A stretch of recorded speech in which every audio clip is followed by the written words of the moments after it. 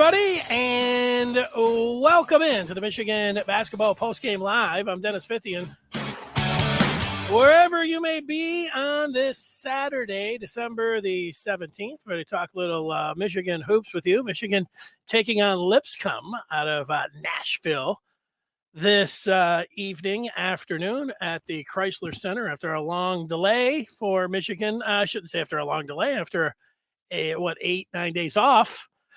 And, they come into this game and it ends up being a lot closer than you would want if you were a Michigan fan. If you are a Michigan fan, I guess if you, are a Michigan fan, you still are. But in this game here, it's a close shave.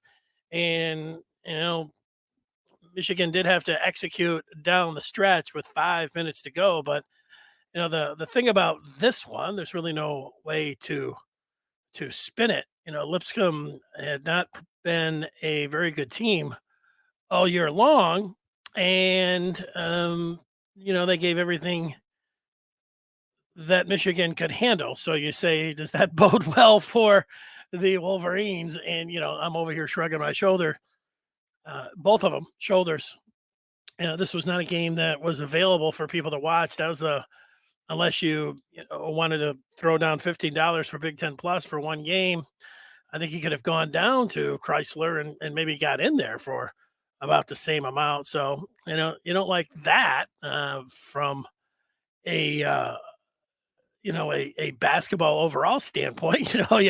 You pay so much money already for cable and Big Ten Network and all this other stuff. Then you go to watch a game like versus a team that you've never heard of. And then they're like, oh, okay, yeah, it's going to cost you just $15.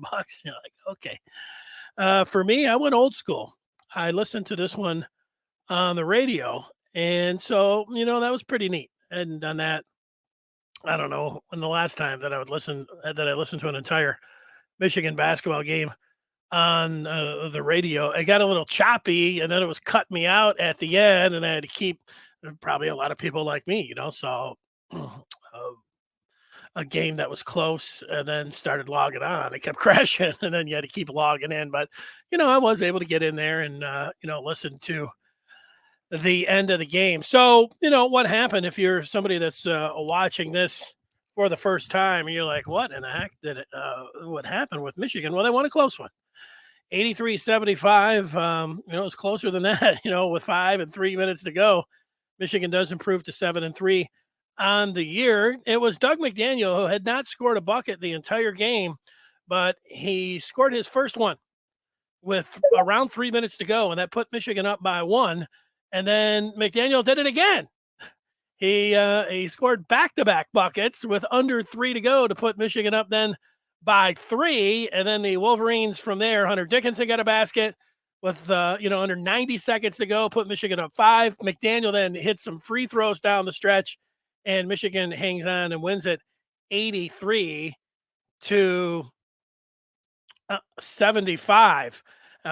This one heading into the game, you look at Michigan was favored by 14 points.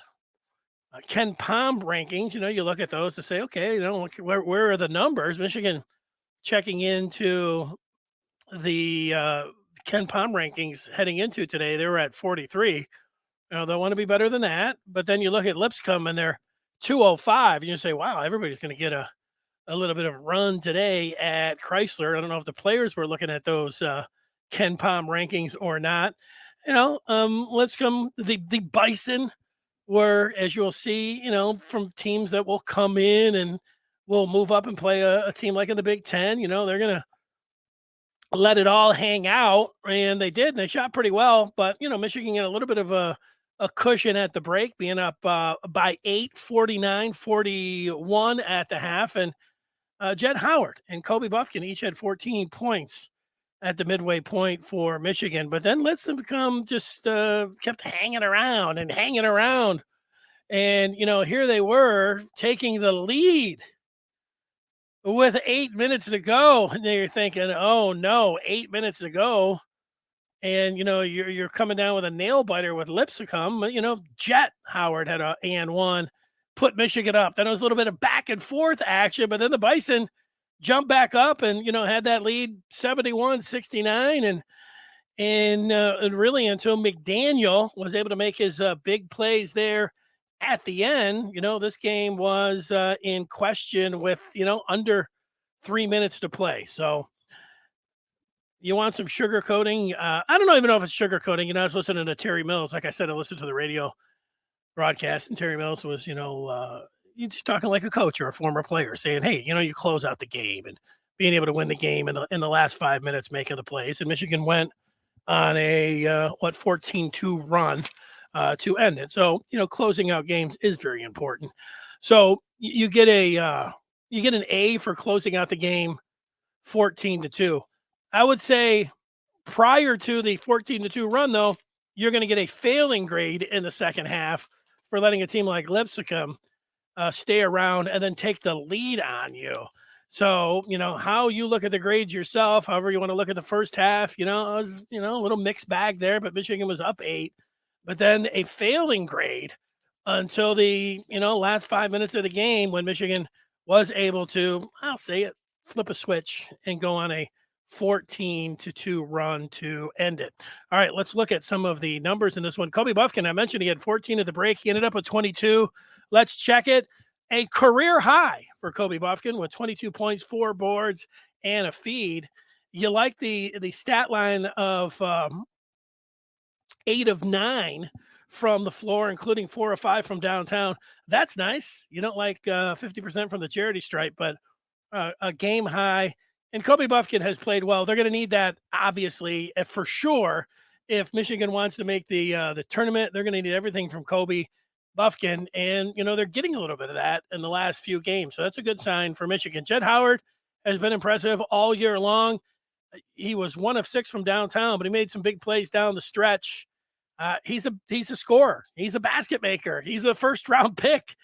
19 points for Jed Howard, who had 14 in the first half. And you can say, oh, maybe Jet is one of those where you look at the first 15 minutes of the second half and you say, uh-oh. And I would agree with that. Hunter Dickinson, you want to get the big fella more touches. When you're 6 of 9 from the floor and, you're Hunter Dickinson, you always feel like you want to get him more touches. And this game was no exception. Hunter Dickinson ends up with 15. Terrence Williams, the second, had 11 points for Michigan. And Doug McDaniel, who was held scoreless until what was the last 4 minutes of the game, and then he scored 7 points with Michigan closing it out. You say that's a freshman. Hey, look it's going to be a mixed bag. How much McDaniel?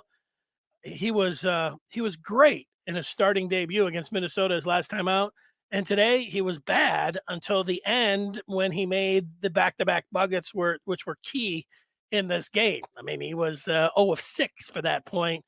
Really looking like, he was going to wear the collar in this one, but he stepped up late. That's big for him. Those were the starters for the Wolverines.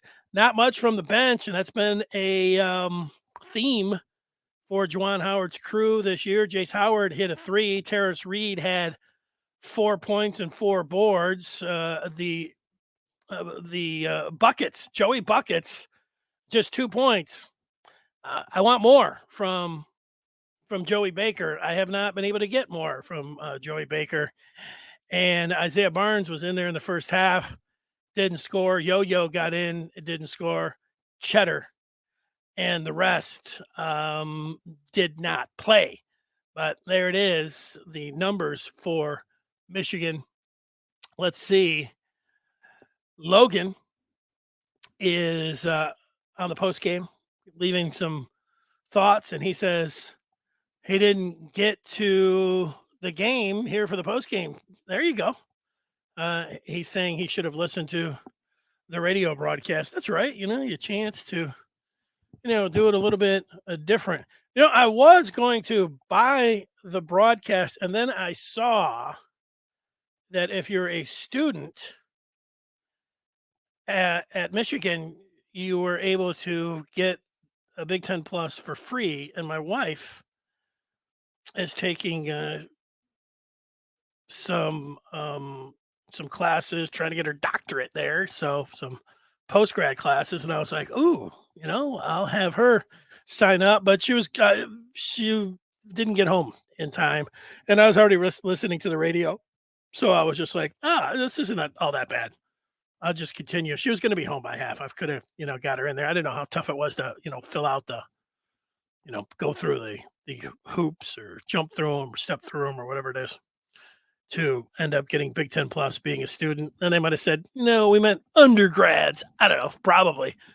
Who knows? But that's it. The long and short of it, if you want to boil this one down here for Michigan, they let Lipscomb hang around, and in the second half, the Bison end up taking a lead on Michigan with 8 minutes to go, and then the Wolverines are in a dogfight, but they end up getting, in the end, I would say Doug McDaniel, back-to-back buckets with around 3 and then under 3 to go, end up being the difference for Michigan as they close on a 14-2 run, and they win at 83-75, and they move to 7-3 on the season. Let's check that upcoming schedule, and it's brought to you by Good Afternoon Michigan Football, which you can hear weekdays here on the Maize and Blue Review. We are live at 1 o'clock talking about the latest in Michigan sports.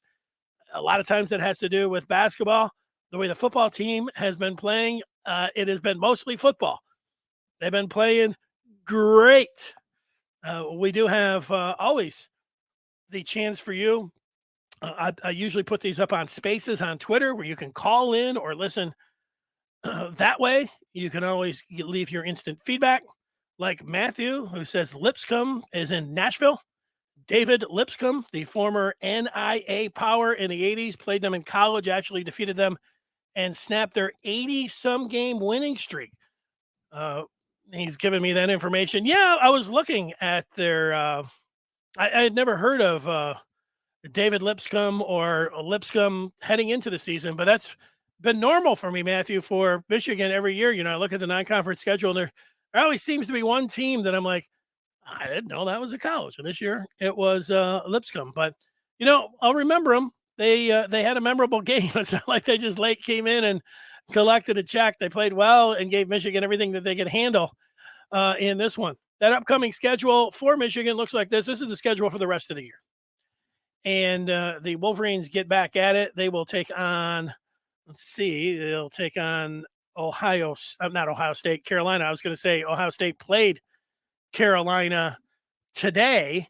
Michigan will play North Carolina coming up on Wednesday down in North Carolina. That's a 7 o'clock jump in the Jumpman Invitational. Then Michigan will end up this calendar year, this month, back in Ann Arbor, the Chrysler Center, against the Chips of Central Michigan.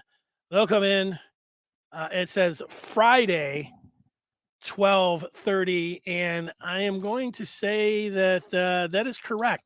The whole New Year's Eve has got me thrown off a little bit. So you've got New Year's Eve is actually on Saturday. It's a Saturday, 12:31. Maybe you're all set and ready to go for that one. It's confusing for me. It might be this new calendar, or this calendar. I don't know if it's new. I've had it all year long, but I'm used to like the weekend being over on the right, and it takes it to, it starts with Sunday and it ends on Saturday, and I'm looking down at it, but it is correct up on the screen.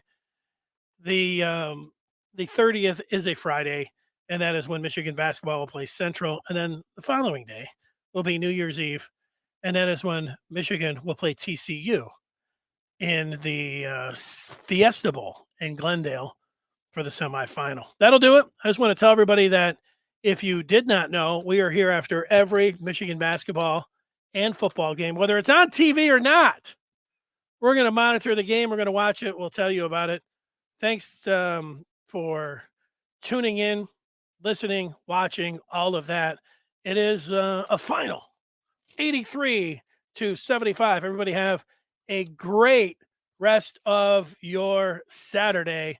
That'll do it here on the Maize and Blue Review. Have a great night.